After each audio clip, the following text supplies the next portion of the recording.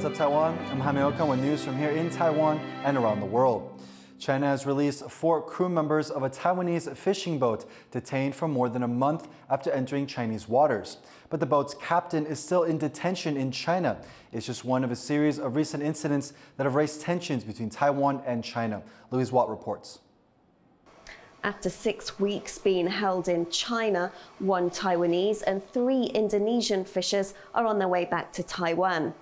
They were taken in a small boat from a port in China to the median line of the Taiwan Strait. That's the unofficial boundary between Taiwan and China and where the handover happened.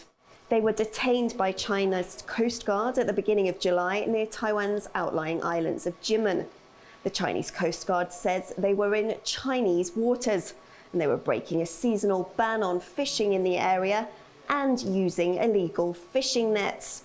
Taiwan recognized that the boat crossed into Chinese waters, but it said it was unusual for fishing boats to be treated in this way, and it suggested that the response from the Chinese side was heavy-handed. This is just one of a series of incidents that have escalated tensions in the waters between China and Taiwan. In February, 2 Chinese fishers drowned in Taiwanese waters after being chased by the Taiwanese Coast Guard. 2 weeks ago, their bodies and boat were returned to China.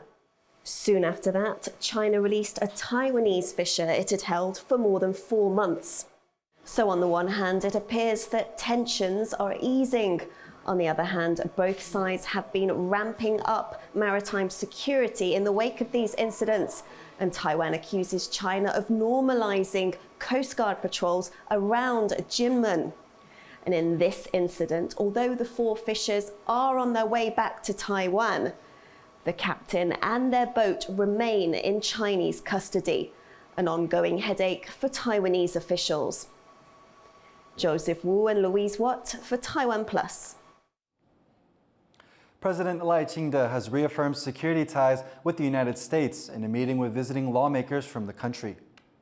当前面对极权主义的扩张，台湾非常期待能够跟美国加强合作，维护台海的和平稳定。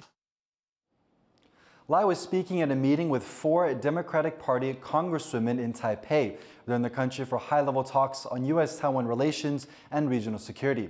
Lai separately met with a group of visiting Japanese officials, including former Japanese Defense Minister Ishiba Shiguru. The 2 sides discussed strengthening cooperation on deterrence in the Indo-Pacific. Taiwan's Defense Ministry says it's recruited more military staff than their targets so far this year. The ministry says it's achieved just over 104% of its preset goal. That includes surpassing the goal for enlisted personnel and military officers. Only the recruitment of non-commissioned officers fell under their hiring goal. More Taiwanese than ever before now hold both a mortgage and a personal loan. 368,000 people now have an average mortgage of nearly $200,000, a 71% increase since 2014. Their average line of credit amounts to just over $31,000. That's a 90% increase since 2014. Higher housing prices and increased retail investment have driven refinancing and loan activity, but experts say substantial risks remain in a volatile market. A number of corruption scandals have been dogging former presidential candidate Ko Wen-je and others from his Taiwan People's Party in recent weeks. As Chris Gorin reports, it marks a turning point for a politician once seen as a rising alternative to the political status quo. 我也要向支持者和合作的厂商鞠躬道歉。 A public apology from the campaign finance chief of former presidential candidate Ko Wen-je in response to allegations of corruption. The campaign now says that it misreported expenses totaling more than $500,000. In one example, more than $150,000 were marked as being paid to a public relations company, which the company says it never received. The campaign also failed to report revenue from a concert ostensibly held as a fundraiser, which it now says was a purely commercial event. In total, the campaign says 17 expenses were misreported, blaming the errors on an outside accountant. Ke, a former Taipei mayor and head of the Taiwan People's Party, is standing behind his team. 我们现在所有的支出，你知道，都有凭证，都用在选举相关的事务。更重要的，他没有跑到任何个人的口袋里面。我也保证，我们一定会继续努力，我们不会被任何挫折击垮的。 It's just one of several corruption scandals hanging over the party. Peng Zhengsheng, deputy mayor of Taipei under Ke, has been barred from leaving the country after he and Ke were implicated in a suspicious real estate deal dating from their time in office. It's been a difficult 6 months for a politician once seen as a rising star and disruptor of the country's two-party status quo. And so he initially politically debuted in 2014. He framed himself as a beyond blue-green distinctions. And in this way, he benefited from being independent at a time in which the public seemed to hope for alternatives. And so coming up as a new third party in that way, I think that actually was a disruption to the status quo. But at a certain point, he came to be seen as grandstanding on national issues rather than paying attention to very local mayoral issues. And so then his rating fell dramatically. The TPP's cooperation with the main opposition KMT and its pushing of controversial reforms has seen its popularity plummet. One recent poll showed Ke's Taiwan People's Party with an approval rating of only 6%. Even the party's apology press conference was disrupted by a protester. But just how bad is the political damage from these scandals? And with Ke as the party leader, if he falls, then that party has no future. And that also does mean an end to his presidential ambitions. But it's also possible that this will become part of his political brand, that the controversies glance off of him, and he will manage to frame himself as being targeted politically by the DPP government in a way that benefits him. Unpopular and facing criminal investigations, the question is whether Ke and his party, who only recently shook up Taiwanese politics, can put aside recent scandals. Or is this latest revelation too much to recover from? Alex Chun and Chris Gorin for TaiwanPlus. Former Nantou County Chief Li Caoqing has been sentenced to more than 400 years behind bars for corruption. Li was convicted of taking bribes worth more than $300,000 from contractors in natural disaster relief projects since 2009. After a 12-year trial that started in 2012, the Supreme Court made a final verdict on Li's 111 charges and closed the case. Conservation groups have slammed proposed revisions to a plan to strengthen environmental protection in Taiwan. 国家环保计划是被自攻了，要改善的速度真的是非常的慢，慢吞吞，根本就是一个乌龟计划。 Taiwan's Environment Ministry has been consulting with the groups on the plan, but opponents warned the amendments would remove important provisions on preventing climate-related natural disasters and marine life protections. A crowd has rushed a city hall in central Taiwan as a protest over a proposed pig manure facility grew out of control.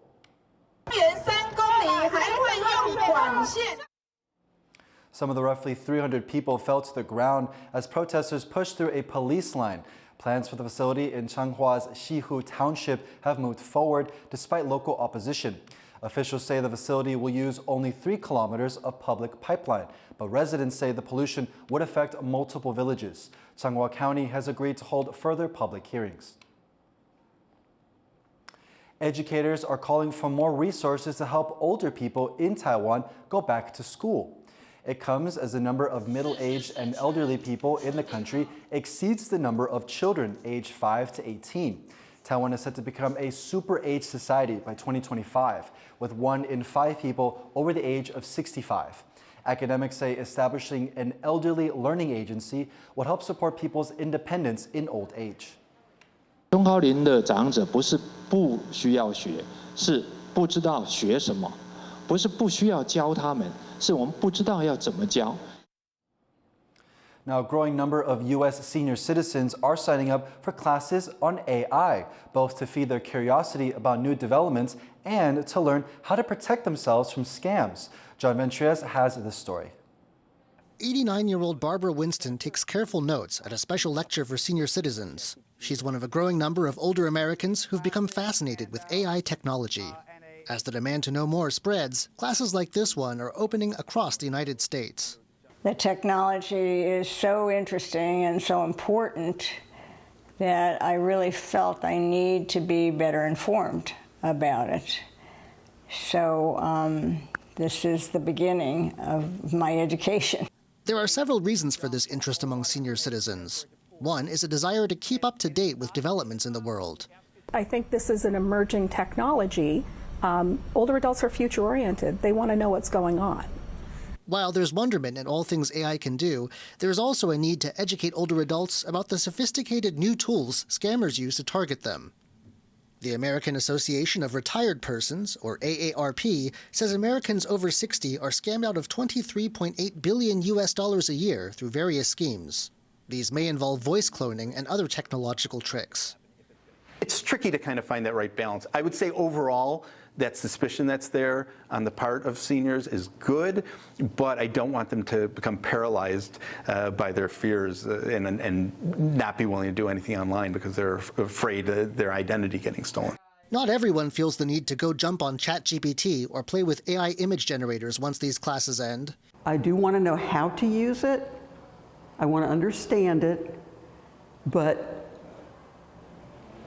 it's like a lot of other things. I like to understand it, but it's not for me. But everyone leaves with an appreciation for a technology that may well radically change the world. Leon Lien and John Van Trieste for TaiwanPlus. Taiwan's Olympians have returned home from the Paris Olympics, and among them is boxer Lin Yuting, who claimed Taiwan's first gold in the sport on Saturday. Our reporter Sandy Chi went to the airport to meet them. F-16s welcome a flight carrying Taiwan's Olympic heroes, firing flares in a salute ahead of their arrival. This was just the beginning of the surprises waiting for them at Taiwan's main international airport on Tuesday morning. At the terminal, music filled the air, and banners, pictures and cards were prepared for the Olympians. This was the last batch of Taiwanese athletes to return from the Games. The flight carried the country's best in boxing, athletics and table tennis. But at the airport, all eyes were on boxer Lin Yuting, who became Taiwan's first ever gold medalist in the sport, after defeating Poland's Julia Szeremeta in the women's 57-kilogram category. 拿到最高的荣誉，展现出我们台湾最强大的力量与精神，是我想要做到的一件事情。那让大家可以认识我们，认识台湾。 Lin also took center stage at the Summer Games because of questions about her gender. Despite having competed in women's boxing for years, Lin was disqualified from a single event in 2023 after failing an undisclosed test given by the now discredited International Boxing Association. Lin had since been cleared to compete by the International Olympic Committee, and with the support of her coach, pushed through the noise to Olympic glory. 台上的事情台上解决嘛，那在台上可以交给我去解决。那台下我要特别感谢我的教练，他很辛苦，很努力，然后帮我承担了很多事情。那我在这边要特别的感谢他，帮我扛下了所有。那也请各位帮我给教练一个最热烈的掌声，可以吗？ Lin was joined by boxers Wu Shiyi and Chen Lianqing, who each won bronze at the Olympics. 谢谢大家在这次比赛当中，那么支持我们台湾的选手，不管是哪一个项目，就是会继续加油努力，希望大家继续支持拳击，喜欢拳击。 Taiwan won 7 medals at this year's Games, 2 gold and 5 bronze. While it's fewer than the haul from the Tokyo Olympics, many in the country still view it as a significant achievement. The haul also marks several historic firsts: the country's first gold in boxing, and the first time it has won 3 medals in the sport. And now that the athletes have returned to Taiwan, they need to recover from the pressure and excitement from the Paris Summer Games, and then regain focus, and then overcome trials that lead up to the Olympics in LA in 2028. Chris Ma and Sandy Chi in Taoyuan for TaiwanPlus. Thank you for watching What's Up Taiwan. I'm Jaime Ocon. Take care, and we'll see you next time.